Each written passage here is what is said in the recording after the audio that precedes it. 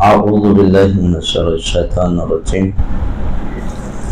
بسم اللہ الرحمن الرحیم الحمد للہ رب العالمین والصلاة والسلام علی اشرف الانبیاء والمرسلین وخاتم النبیین ورحمة للعالمین ابو القاسم محمد اللہم صلی علی محمد وعلى أهل بيته طيبين الطاهرين المعصومين المظلومين أما بعد فقد قال الله تبارك وتعالى في كتابه المبين بسم الله الرحمن الرحيم يسبح لله ما في السماوات وما في الأرض الملك القدوس العزيز الحكيم ایک صلوات پڑھیں محمد وعلى محمد کی بارگاہ الحمدللہ پروردگار منان کے شکر گزار ہے کہ اس نے اس رحمتوں برکتوں کے مہینے میں قرآن کا مطالعہ اور تفاسیر قرآن مجید کے مطالعے کی توفیق عنایت فرمائی ہے۔ قرآن مجید کا 62واں سورہ سورہ جمعہ، جس میں 11 آیتیں ہیں۔ آیت کا آغاز تسبیح پروردگار سے ہو رہا ہے، جو کہہ رہی ہے کہ مسلسل ہر وہ چیز جو آسمانوں میں ہے اور ہر وہ چیز جو زمین میں ہے وہ مسلسل جو ہے پروردگار کی تسبیح کر رہے ہیں۔ یہ انسان ہے جو نامحرم ہے، وہ تمام تسبیح سن نہیں پا رہا ہے، ورنہ اشیاء تو اس خالق کی، اس مالک کی، اس عزیز، اس قدوس، اس حکیم کی مسلسل تسبیح کر رہی ہے۔ تسبیح کے معنی و مفہوم گزشتہ دروس میں بیان کیے گئے۔ اس کے بعد والی آیت بعثت نبی اکرم سے تعلق رکھتی ہے۔ هو الذی بعث فی الامیین رسولا منہم یتلو علیہم آیاتہ، کہ ہم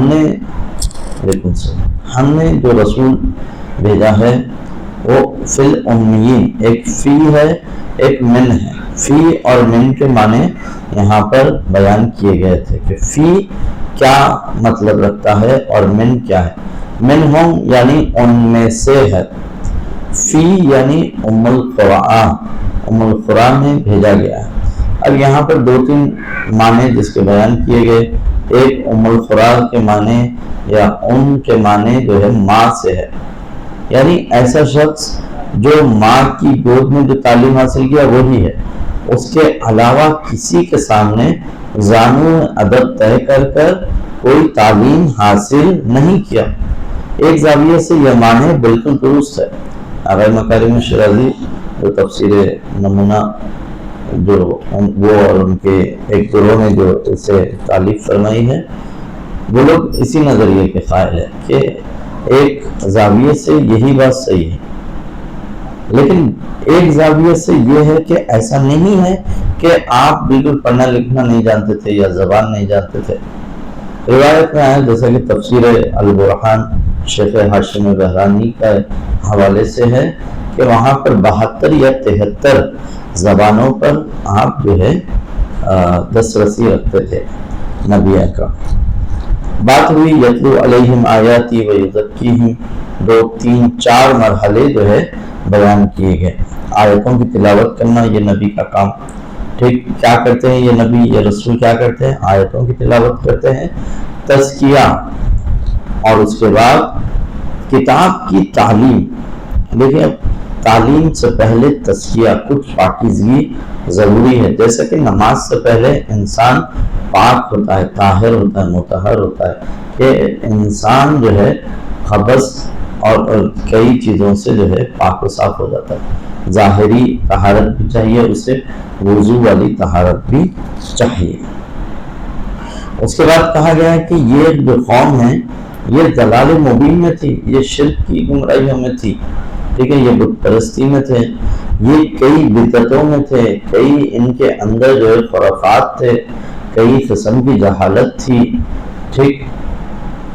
یہ لوگ تجارت تو کرتے تھے لیکن تجارت کی جگہ پر سود حاصل کیا کرتے تھے۔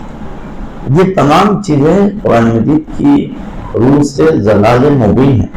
نبی اکرم جب آئے یہ ضلال مبین سے انسان کو جو ہے روشن ہدایت کی جانب لے گیا، جس طرح سے کل بیان کیا گیا۔ وَآخَرِينَ مِنْهُمْ لَمَّا يَلْحَقُوا بِهِمْ سے مراد جو ہے اب یہ جو رسول ہے یہ گزشتہ والوں کے تو رسول ہے، اس وقت والوں کے بھی رسول ہے، لیکن اس گروہ کے بھی رسول ہے جو ابھی آپ سے ملاقات نہیں کیا ہے، ملحق نہیں ہوا ہے، جو لَمَّا يَلْحَقُوا بِهِمْ، ٹھیک ہے، ابھی جو نہیں ملا ہے، ٹھیک ہے، وہ گروہ، یہ آخرین گروہ سے مراد جس طرح سے کہا گیا ہے کہ ایرانی قوم کی طرف اشارہ کیا گیا ہے، جناب سلمان محمدی کے توسط سے ایرانی قوم کی طرف اشارہ کیا گیا، اور روایت کے فقرے ہے کہ اگر علم سریا میں بھی ہے تو یہ قوم وہاں پر پہنچ جائے گی۔ ذالک فضل اللہ یؤتیہ من یشاء۔ اب یہاں پر ایک گفتگو ہے کہ فضل خدا کیا ہے، فضل خدا کیا ہے۔ یہاں پر کل جو اشارہ کیا گیا تھا وہ تو تھا ہی، اس کے علاوہ کچھ اشارات جو ہے روایتوں میں بیان کیے گئے۔ روایتوں میں اس طرح سے ہے کہ ایک گروہ ہے فقراء کا، غریب مساکین فقراء کا گروہ ہے، وہ نبی اکرم حضرت محمد مصطفیٰ صلی اللہ علیہ وسلم آپ کی خدمت میں آتا ہے اور آ کر یہ عرض کرتا ہے کہ اغنیاء جو ہے، جو پیسے والا طبقہ ہے، ثروت مند جو طبقہ ہے، وہ تو جب چاہے حج جاتا ہے، اور جب چاہے قربانی پیش کرتا ہے، اور جب چاہے خیرات کرتا ہے، ہم فقراء کیا کریں؟ نبی اکرم سے آ کر جو ہے اپنی مشکل کو پیش کرتے ہیں اور اپنا گلہ جو ہے بیان کرتے ہیں کہ ہم کیا کریں۔ اغنیاء جب چاہ رہے ہیں، جب نیکی کر سک رہے ہیں، صدقہ دے سکتے ہیں، زکوٰۃ وہی دے رہے ہیں، خمس اگر لے لیں تو وہی دے رہے ہیں، حج پہ بھی وہی جا رہے ہیں، کئی مثلا جہاد میں امداد وہی کر رہے ہیں، جہاد میں گھوڑے ہونا ہے، تلواریں ہونا ہے، ٹھیک ہے، کچھ بھی ہونا ہے۔ یا آج کے دور میں دیکھ لو، اگر کوئی چیز ہونا ہے، مثلا مسجد بنانا ہے، مسجد بنانا ہے تو کسی کا پیسہ لگنا چاہیے، ہے نا، کسی کا پیسہ ہو تو مسجد بنے گی، اور اللہ جو ہے ایسے ہی تو جو ہے مسجد نہیں بن پائے گی۔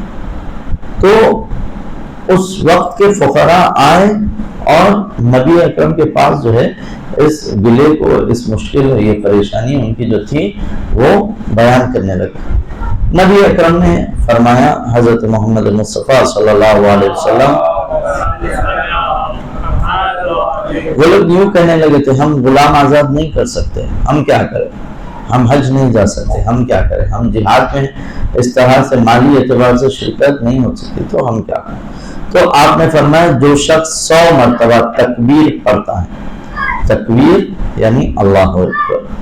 اب یہاں پر تکبیر کے جو معنی ہیں، اللہ اکبر من کل شیء ان نہیں ہے، امام جعفر صادق علیہ السلام سے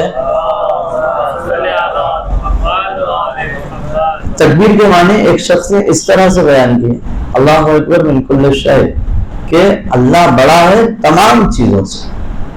تو امام نے منع کیا کہ اللہ اکبر جو کہہ رہے ہیں افلا تفضیل، یہاں پر سپرلیٹو ڈگری سے جو اکبر کہہ رہے ہیں، اس کا یہ معنی نہیں ہے کہ وہ تمام مثلا مخلوقات سے بڑا ہے۔ اصول کافی میں روایت ہے، ایسا نہیں ہے کہ اللہ اکبر من کل شیء، تمام شے سے مثلا تمام مخلوقات سے مقابلہ کیا جا رہا ہے تو پروردگار جو ہے کبریائی رکھتا ہے، بڑا ہے۔ امام نے فرمایا اللہ اکبر من ان یوسف، چھٹے امام کا قول کہ اللہ بڑا ہے، کس طرح سے بڑا ہے کہ ہر چیز کی صفت اس کی طرف جو بیجا نسبت دی جاتی ہے وہ تمام چیزوں سے وہ بڑا ہے۔ من ان یوسف، ٹھیک ہے، جو صفتوں کے بارے میں، جو چیزوں کے بارے میں جو تقابل کیا جاتا ہے، ہر وہ چیز سے وہ جو ہے پروردگار بڑا ہے۔ تو خلاصہ یہ ہے کہ تکبیر 100 مرتبہ کہنے کا ثواب ایک غلام کو آزاد کرنے سے افضل ہے۔ اب یہ فقراء کو بیان کر رہے ہیں کہ واقعاً اگر تم ثواب تک پہنچنا چاہ رہے ہو، ثواب کی منزل تک پہنچنا چاہ رہے ہو تو 100 مرتبہ تکبیر ایک غلام آزاد کرنے سے افضل ہے۔ پھر اس کے بعد نبی اکرم نے فرمایا کہ جو شخص 100 مرتبہ خدا کی تسبیح کرے گا، یہ یسبح کی ذیل میں ہے یہ گفتگو، جو شخص 100 مرتبہ خدا کی تسبیح کرے گا وہ ایسا ہے جس نے 100 گھوڑوں کو راہ خدا میں آمدہ کیا ہے، زین اور لگام کے ساتھ۔ ایسے ہی گھوڑا نہیں دیا بلکہ زین اور لگام کے ساتھ لگا کر خدا کی راہ میں دیا، اس سے افضل ہے 100 مرتبہ تسبیح۔ تسبیح کیا ہے؟ سبحان اللہ سبحان اللہ سبحان اللہ سبحان اللہ، 100 مرتبہ۔ یہ 100 گھوڑے راہ خدا میں تمام آمدگی کے ساتھ دینے میں جہاد سے یہ چیز افضل رکھتے ہیں۔ اس کے بعد فرمائیں کہ جو شخص لا الہ الا اللہ کہتا ہے، جو شخص 100 مرتبہ لا الہ الا اللہ کہتا ہے، وہ ایسا ہے اس کا عمل جیسے کہ اس دن، یعنی جس دن وہ 100 مرتبہ عمل یہ کر رہا ہے، یہ ذکر کر رہا ہے، اس کا عمل تمام لوگوں سے جو اس دن انجام دیے ہیں اعمال جو قرب عرض پر تمام لوگوں سے، ان سے افضل ہے۔ یعنی اتنا جو ہے مرتبہ اذکار کا ہے۔ اذکار ایک مرتبہ جو ہے ذکر لسانی ہو جاتا ہے، ذکر خفی ہوتا ہے، ذکر جلی ہوتا ہے۔ ذکر کے کئی اقسام ہیں۔ قرآن مجید کہتا ہے کہ وہ لوگ جو ایمان لائے وہ جو ہے کروٹیں بدلتے ہوئے جو ہے اللہ کا ذکر کرتے ہیں، اللہ جنوبہم، دونوں طرف جو پلٹتے ہیں، دائیں جانب پلٹتے ہیں بائیں جانب پلٹتے ہیں تو پروردگار کا ذکر کرتے ہیں، سوتے جاگتے اٹھتے بیٹھتے یہ اسی کے ذکر میں رہتے ہیں۔ بل فقراء آئے، یہ نبی اکرم سے اس طرح سے بات کیے تو نبی نے یہ ایک مرحلہ بتایا، یہ کام کرو، تمہارا بھی جو ہے فضل، تمہارے بھی حق میں اللہ کا فضل شامل حال رہے گا۔ یہ سن لیا، چلے گئے وہ لوگ، یہ کام کرنے لگے۔ انہوں نے دیکھا کہ اغنیا، جو لوگ پیسے والے ثروت مند ہے، وہ لوگ بھی یہ کام کرنا شروع کر دیے، وہ لوگ بھی اب ذکر کرنا شروع کر دیے۔ ایک تو راہ خدا میں جو ہے انفاق بھی کرتے تھے، اللہ کی راہ میں جو ہے جیب ڈھیلا بھی کرتے تھے، اور اس کے علاوہ یہ ذکر بھی کر رہے تھے۔ اب یہ لوگ فقراء پریشان ہوئے، پھر دوبارہ جو ہے نبی اکرم کی خدمت میں حاضر ہوئے اور کہنے لگے کہ یہ بات پر یہ لوگ بھی عمل کرنے لگے۔ اے نبی، یہ تو آپ نے ہم سے ارشاد فرمایا تھا، لیکن یہ لوگ تو ڈبل نیکی کما رہے ہیں، یہ لوگ راہ خدا میں گھوڑے بھی دے رہے ہیں، غلام بھی آزاد کر رہے ہیں، حج کو بھی جا رہے ہیں، زکوٰۃ صدقہ بھی دے رہے ہیں، اور یہ ذکر بھی کر رہے ہیں۔ تو نبی اکرم نے اس آیت کی تلاوت فرمائی، ذَلِكَ فَضْلُ اللَّهِ يُؤْتِيهِ مَن يَشَاءُ۔ یہ چیز کیا ہے؟ یہ فضل خدا ہے، اللہ جسے چاہتا ہے اسے عطا کر دیتا ہے، يُؤْتِيهِ مَن يَشَاءُ۔ بعض جگہوں پہ کہا گیا، یہاں پر نہیں آئی اس آیت میں، يُؤْتِيهِ مَن يَشَاءُ بغیر حساب، یعنی اتنا عطا کرتا ہے کہ حساب و کتاب جو ہے کر نہیں پڑتا۔ جیسے کہ سورہ بقرہ میں آیتیں ہیں کہ وہ لوگ جو نیکی کرتے ہیں وہ ان کی مثال الگ ہے، ان کی ایک نیکی سے 10 نیکی، 10 سے 10 نیکیاں جو ہے بڑھتے جاتی ہیں، اور منافق کا عمل ایسا نہیں۔ پر ایک سلوات کا سہارا دیجئے محمد وعلی محمد۔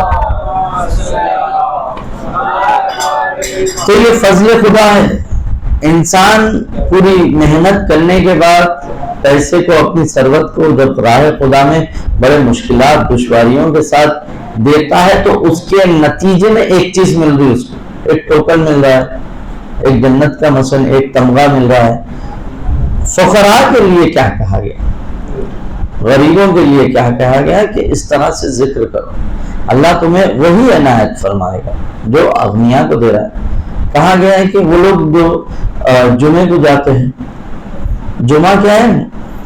مساکین کا حج ہے، غریبوں کا، فقراء کا حج ہے جمعہ۔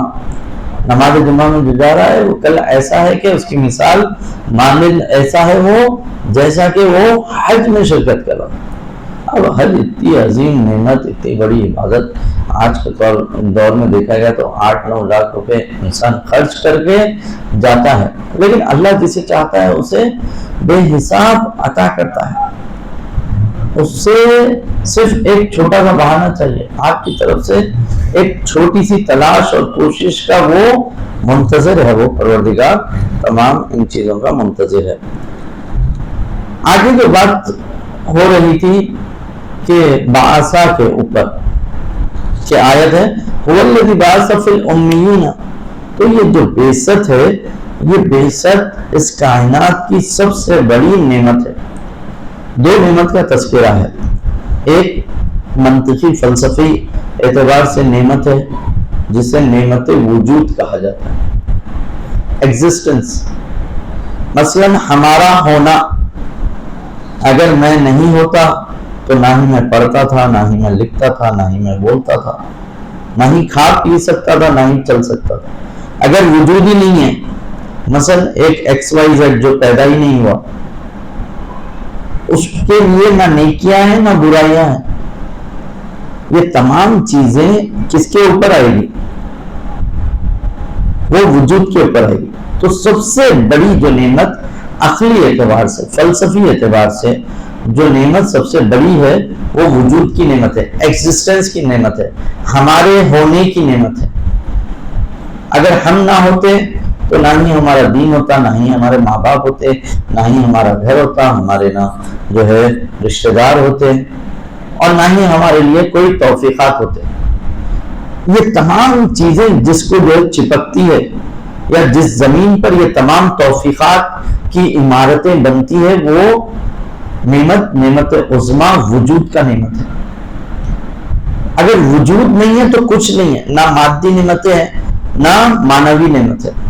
اگر آپ ولایت کی نعمت لے لیجیے، جو خلق ہی نہیں ہوا، جس کا ابداع ہی نہیں ہوا، اس کے لیے نہ ولایت کوئی چیز ہے، نہ شہادت کوئی چیز ہے نا، نہ توحید کوئی معنی رکھتی ہے، نہ مات کوئی معنی، کیونکہ وہ تو آیا ہی نہیں، وہ تو عدم کی گہرائیوں سے نکلا ہی نہیں، وہ تو محض عدم ہے، اس کو وجود ملا ہی نہیں۔ تو سب سے بڑی نعمت جو عقلی حوالے سے ہے، وہ وجود کی نعمت ہے انسان۔ اس سے بڑی نعمت عقلی اعتبار سے کوئی نعمت نہیں ہے۔ اب دوسرے اعتبار سے اگر دیکھا جائے، ہدایت کی دنیا میں، عالم ہدایت میں جو سب سے بڑی نعمت ہے، وہ بعثت کی نعمت ہے۔ رسول اللہ کا مبعوث ہونا، مبعوث برسالت یا اعلان رسالت ہونا، یہ سب سے بڑی نعمت ہے۔ اس نعمت کو نہج البلاغہ میں مولا کائنات حضرت امیر المومنین علیہ السلام آپ فرما رہے ہیں، اس امت پر خدا کی نعمتوں کی طرف دیکھو۔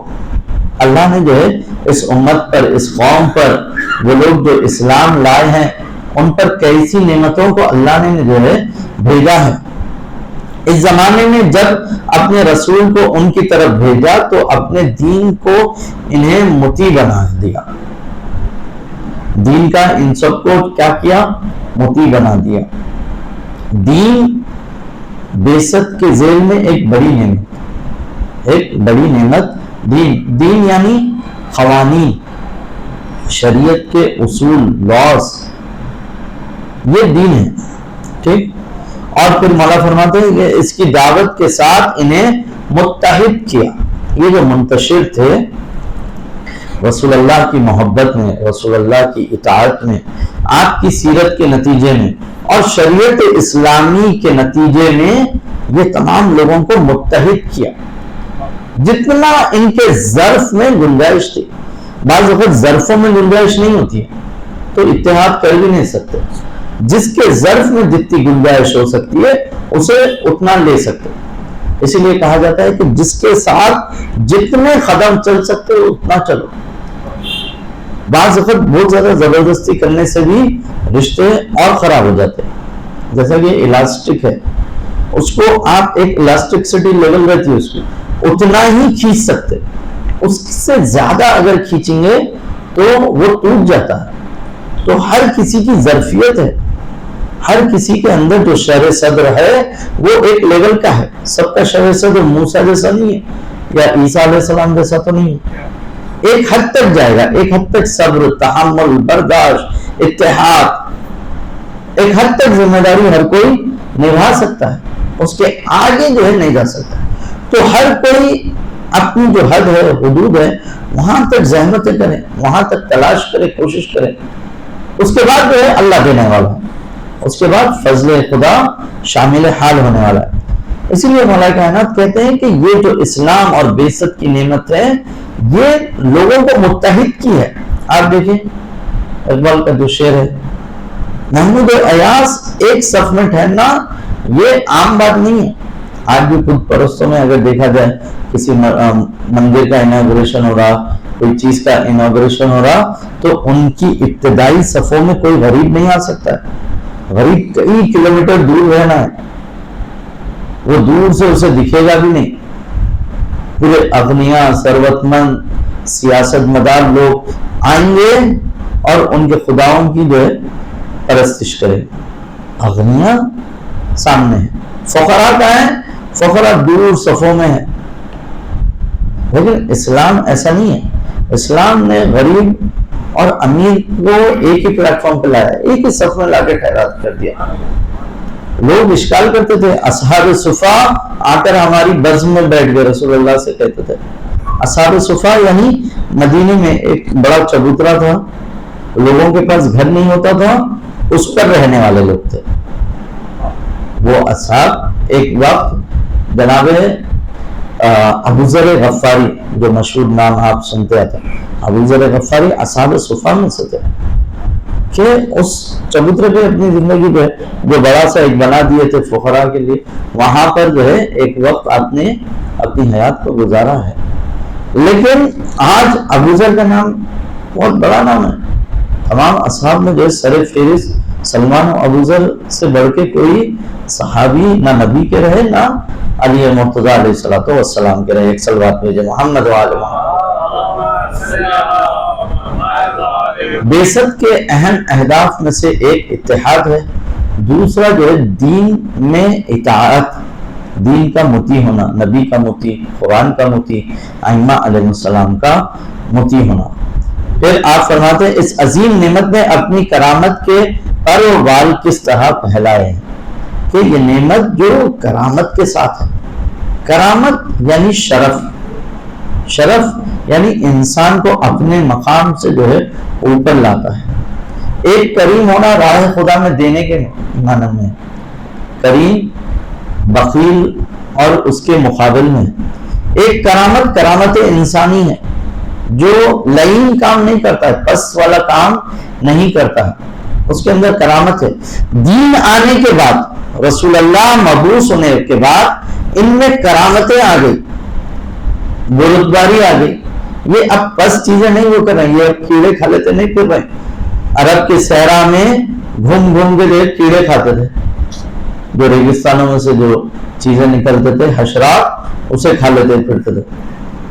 اس قسم کے کام یا جو دیگر کام, ظلم و ستم کرنا, یہ تمام چیزوں سے اللہ کے نبی نے اپنی بعثت کے وسیلے سے انہیں جو ہے اوپر بلند کیا ہے.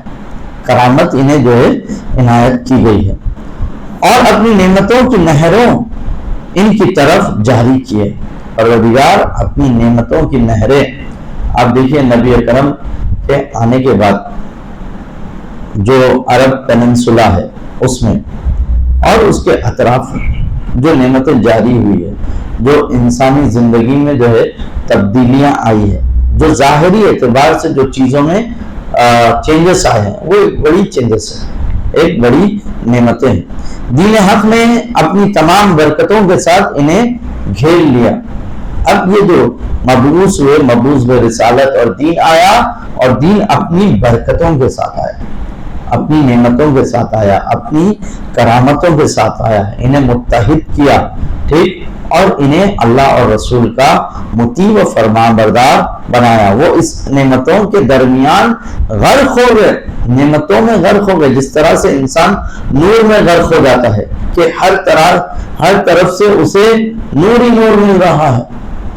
اسے نور مل رہا ہے، ہر طرف سے ہدایت مل رہی ہے۔ وہ لوگ جن کے 24 گھنٹے خدا کی راہ میں، خدا کی اطاعت میں گزرتے ہیں اور جن کا کوئی حصہ معصیت میں نہیں گزرتا ہے، وہ اللہ کی نعمتوں میں ہے، وہ الہی نعمتوں میں ہے۔ جس طرح سے نور میں غرق ہو جاتا ہے، جس طرح سے انسان پانی میں غرق ہوتا ہے، اس طرح سے اللہ کی نعمتوں میں بعثت کے بعد یہ قوم جو ہے مسلمانوں کی غرق ہوئی ہے، اور یہ شادمانی کا سبب بنا ہے، یہ خوشیوں کا ان کے سبب بنا ہے۔ امام فرماتے ہیں کہ یہ تمام چیزیں اور خوش و خرم زندگی میں شادمان ہیں، یہ لوگ ہر اعتبار سے خوش و خرم زندگی ہے۔ آپ دیکھیے قرب ارض میں دیگر لوگ کہیں نہ کہیں پریشان ہو رہے ہیں، لیکن وہ مسلمان جس کو مادی اور معنوی نعمت دونوں مل رہی ہے، ان کے اندر اطمینان کچھ الگ طرح کا ہے۔ ایک صلوات بھیجے محمد و آل محمد کی بارگاہ میں۔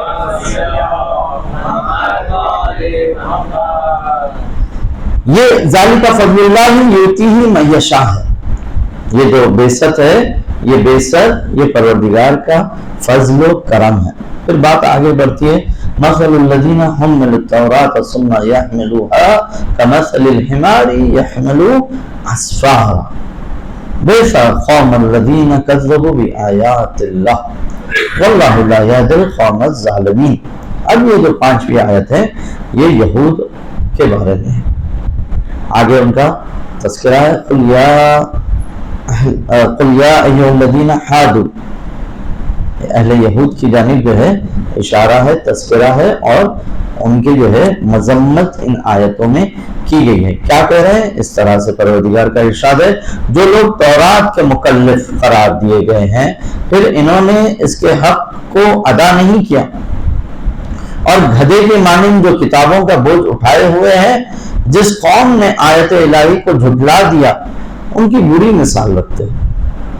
وہ قوم جو آیت الہی کو جھٹلا دی ہے وہ ایک بری مثال رکھتے ہیں، اور خدا ظالم لوگوں کو ہدایت نہیں کرتا ہے۔ واللہ لا یہدی القوم الظالمین، واللہ لا یہدی القوم الکافرین۔ اس طرح کی آیتیں جو قرآن مجید میں آپ کو ملے گی کہ اللہ کس کی ہدایت نہیں کرتا، جو ظلم و ستم کرتے ہیں ان کی ہدایت نہیں کرتا۔ یہاں پر 2-3 جو ہے معنی ہے، انشاءاللہ کچھ وقت میں اس کو بیان کیے جائیں گے۔ ایک تو جو ہے قوم یہود کے بارے میں کہا گیا، یہ لوگ ایسے ہیں کہ خدا کی آیتوں کو بدل دیے، خدا کے پیغامات کو بدل دیے اور اپنے حساب کا دین جو ہے بنا دیے۔ تورات کو جو ہے کیا کرے؟ انحراف کرے، تورات میں جو ہے انحراف کرے، تورات میں جو ہے اپنی عبادتوں کو، اپنی چیزوں کو ایڈ کرے۔ ایک قانون الہی کی تبدیلی، اللہ نے جس چیز کو حرام قرار دیا گیا اسے یہ وہ علتیں لا کر جو ہے حلال قرار دی۔ اس لیے امام جعفر صادق علیہ الصلوۃ والسلام امام فرماتے ہیں کہ حلال محمدی قیامت تک حلال ہے اور حرام محمدی قیامت تک حرام ہے، اس میں کوئی قسم کی تبدیلی نہیں آنے والی ہے۔ یہ یہود کیا کرتے تھے؟ ان کی 3-4 چیزوں میں مثال یہ اس طرح سے تھی کہ صرف تلاوت پر قناعت کرتے تھے۔ تفسیر کے جملے ہے، یہ خود پسند قوم ہے۔ ایک تو اپنے اندر ایک قسم کی تکبر رکھتے ہیں، خود پسندی رکھتے ہیں اور اپنے آپ کو بڑا سمجھتے ہیں۔ یہ اپنے آپ کو بڑا سمجھنا ہی انسان کو نیچے لا دیتا ہے۔ تکبر جو ہے نا وہ انسان کو بڑا نہیں بناتا، وہ انسان کو جو ہے ذلیل و خوار کر دیتا ہے۔ متکبر انسان سے کوئی محبت نہیں کرنا چاہتا، شاید ظاہراً اس کا احترام کرے لیکن دل میں ان کے جو ہے کوئی متکبر کے لیے جگہ نہیں رہتی۔ چاہے متکبر حکمران رہو، متکبر اشخاص رہو، متکبر ثروت مند حضرات رہو، متکبرین کے لیے دل میں کبھی جگہ نہیں رہتی۔ مفسرین نے یہی کہا، یہ قوم جو ہے نا، قوم یہود، یہ خود پسند قوم ہے، اپنے آپ کو بڑا سمجھتی ہے اور دیگر قوموں کو کل انعام سمجھتی ہے، جانوروں کے مانند سمجھتی ہے۔ انہیں استعمال کرو اور چھوڑ دو۔ ان کو کیسا استعمال کرنا؟ آج بھی دیکھیے جو لابیز بنے ہوئے ہیں یہودیوں کے یا زائنسٹ کے جو لابی بنے ہوئے ہیں، یہ لوگ کا منشا ہی یہ رہتا ہے، یہ جو عام عوام ہے اس کو جو یہ جو پاپولیشن پاکٹ ہے اسے کس طرح سے اپنے لیے استعمال کریں اور یوز کر کے جو ہے پھر چھوڑ دیں. یہ اس طرح سے، جس طرح سے بھیڑ بکریاں یا درخت ہے یا زمین کا کوئی حصہ ہے، اسی طرح سے ان کے لیے دیگر انسان ہیں. یہ قوم یہود کا ایک نظریہ. تو یہاں پر فرماتے ہیں کہ یہ خود پسند قوم ہے. وہ قومیں جو خود پسند ہو جاتی ہے، جو دوسروں کا نہیں سمجھتی ہے، دوسروں کے بارے میں نہیں سوچتی ہے، چاہے قبیلہ ہو، قوم ہو، فرد ہو، افراد ہو، خاندانی ہو. انسان اس دنیا میں آیا ہے تو اپنے علاوہ دوسروں کا بھی سوچے. یہ کیا کرتے ہیں؟ یہ تورات کی تلاوت پر جو ہے اکتفا کرتے ہیں، صرف تورات کو پڑھتے ہیں. آپ دیکھیں کبھی ویڈیو میں یہود حضرات کس طرح سے جھوم جھوم کے تورات کو پڑھتے جاتے. قرآن کہہ رہا ہے تفسیر میں نکات اس طرح سے، یہ لوگ صرف تورات کی تلاوت پر جو ہے اکتفا کر لیے اور اس کے مضامین پر غور و فکر نہیں کرتے، غور و خوض نہیں کرتے کہ وہ کہنا کیا چاہ رہا ہے.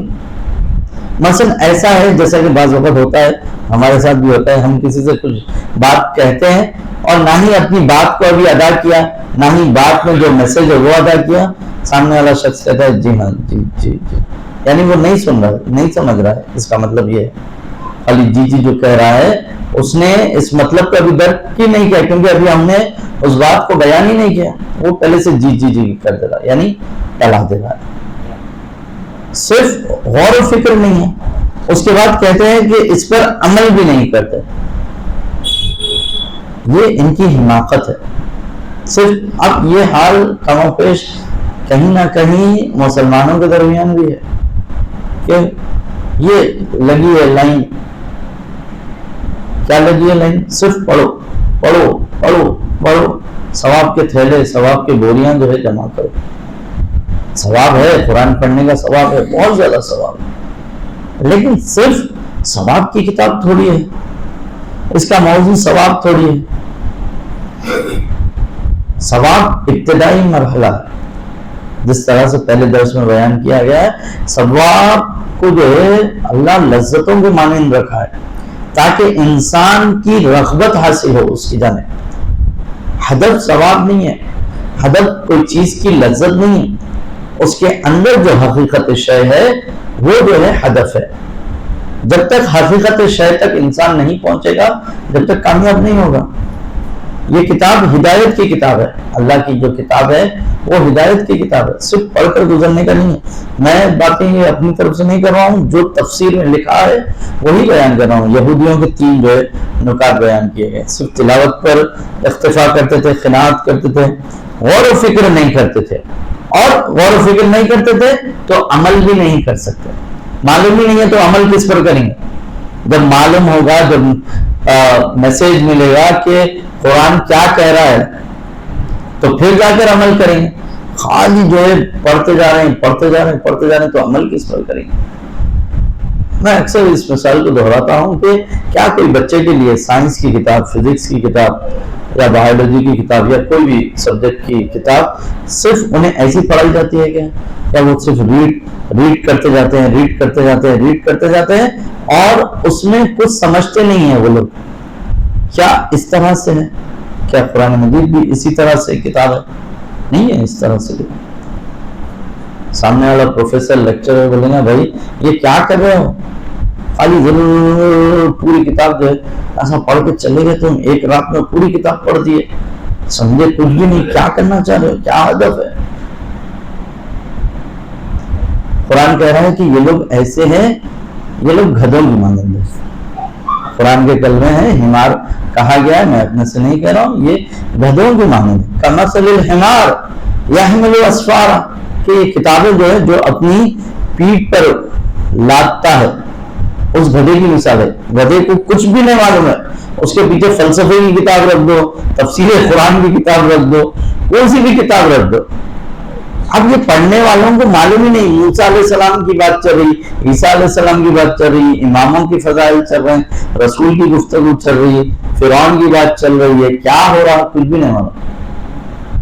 تو تورات کو جنہوں نے اس طرح سے کیا، حمل التورات، تورات کو جو حمل کرے، تورات کو لیے وہ لوگ تورات کے مکلف قرار پائے، یہ لوگ اس طرح سے ہیں۔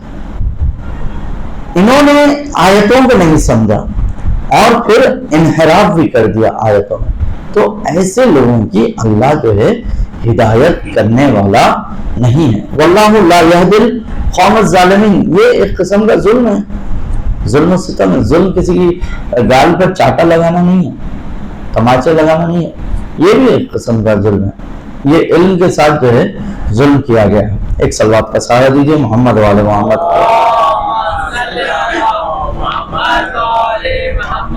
دوسری جو اس کے اندر، بس آخری چند دقیقے، کہ دوسری جو اس کے اندر تشبیہ دی گئی ہے کہ اس آیت کے ذیل میں، کہ عالم بے عمل، عالم بے عمل کی مثال اس طرح سے آپ دیکھیے، اور یہ یقین جانیے کہ علم جو حاصل کرنا ہے اس میں بہت مشقت ہے۔ روایت ہے، علماء کے اقوال ہے، اساتذہ ہمیشہ کرتے ہیں، ہر کام میں آفت ہے، ایک دشواری ہے، آفت ہے، لیکن تحصیل علم میں آفات ہے، تحصیل علم میں آفت ہے۔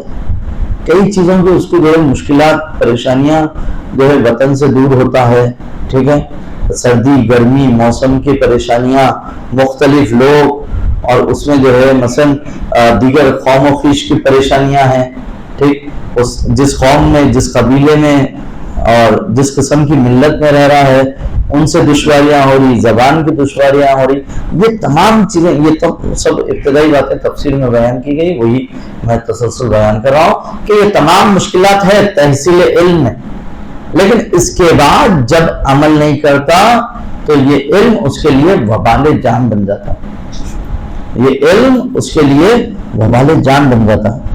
کیا کہا گیا؟ شجر بلا ثمر ہے، ایسا درخت ہے جس کو پھل ہی نہیں لگا۔ عالم بے عمل ایسا درخت ہے جس کو پھل ہی نہیں لگا، درخت تو ہے لیکن پھل ہی نہیں لگا۔ پھل نہیں لگا یعنی دوسرے مستفیض نہیں ہوئے، اس نے اپنے علم کی جو ہے زکوٰۃ اور خیرات نہیں نکالی۔ عالم بے عمل کی مثال ایک۔ دوسرے عالم بے عمل کی مثال یا تشبیہ اس طرح سے کی گئی ہے، سحاب بلا مطر، کہ ابر تو ہے، بادلیں ہیں لیکن بارش نہیں ہے، بادل ہے لیکن بارش نہیں ہے۔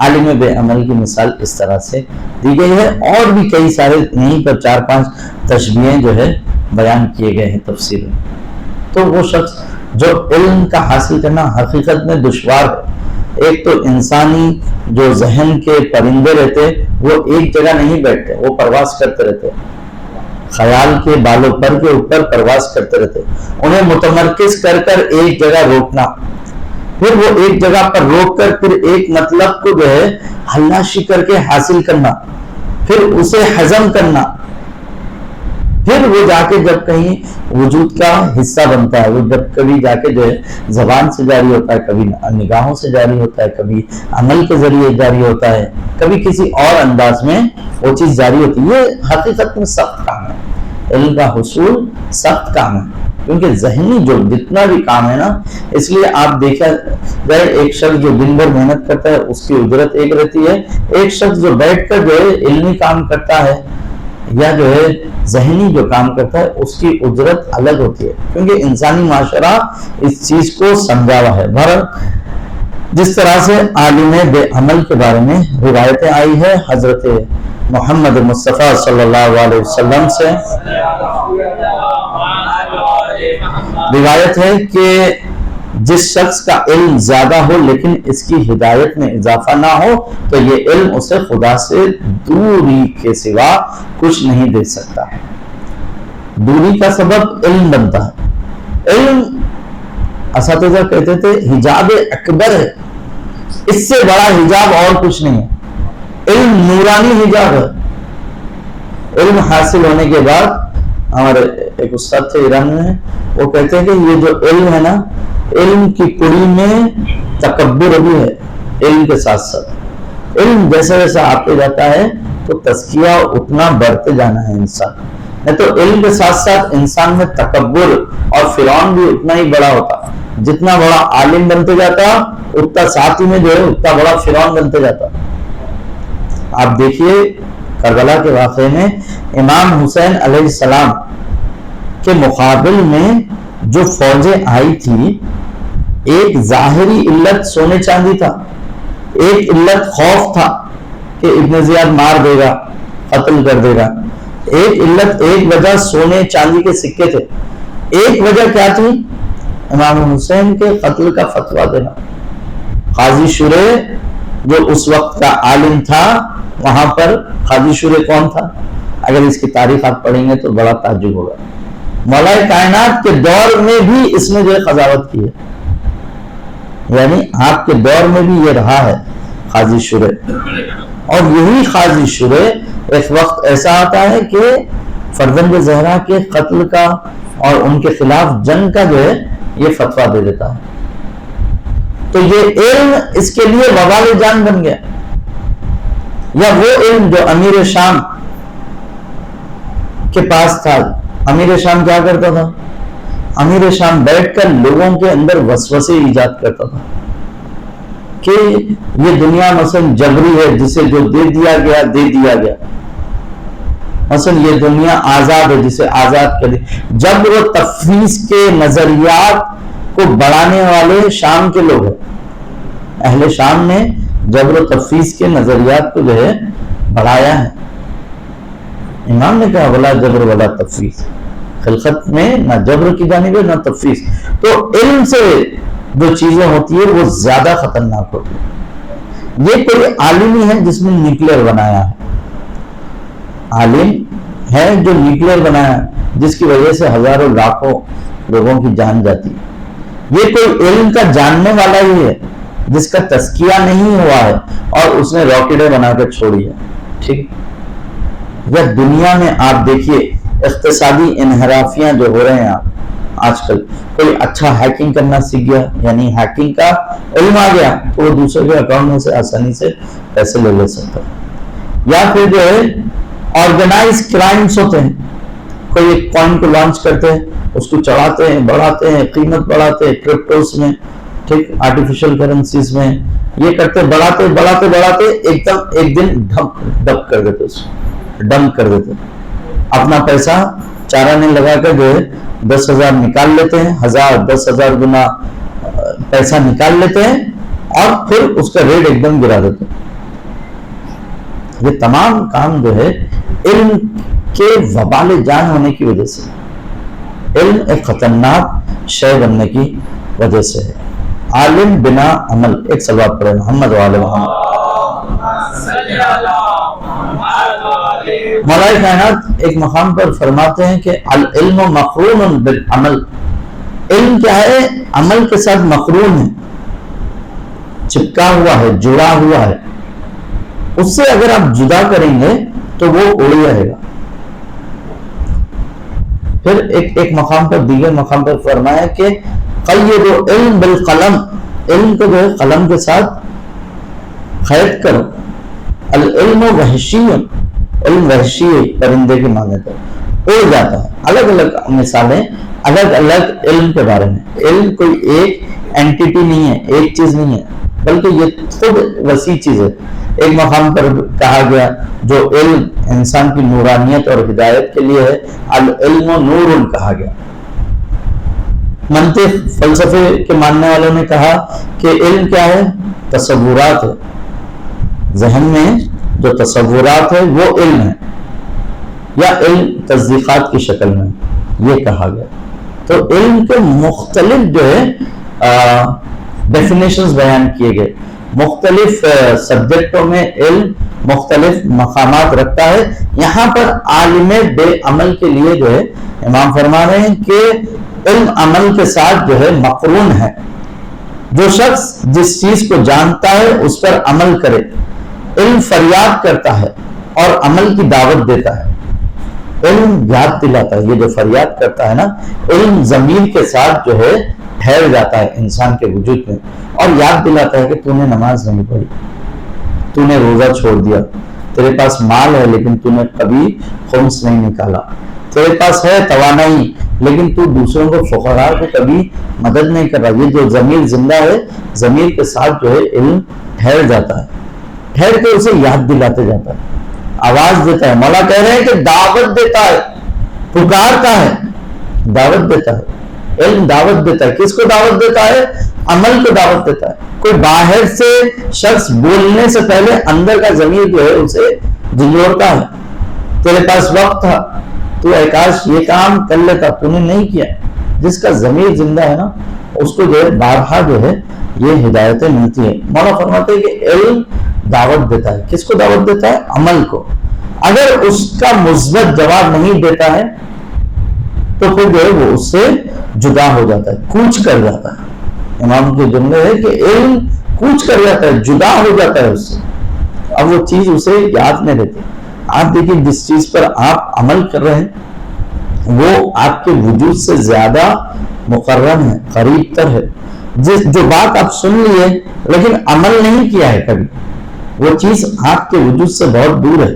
وہ آپ کے وجود، آپ کے ظرف، آپ کے نفس کا حصہ نہیں بنی ہے. بہرحال میرا وقت ہو گیا ہے اور کچھ باتیں تھیں، انشاءاللہ بحول قوت الہی کل جو ہے انہیں بیان کریں گے. تو ایک صلوات بھیجے محمد وعلی محمد.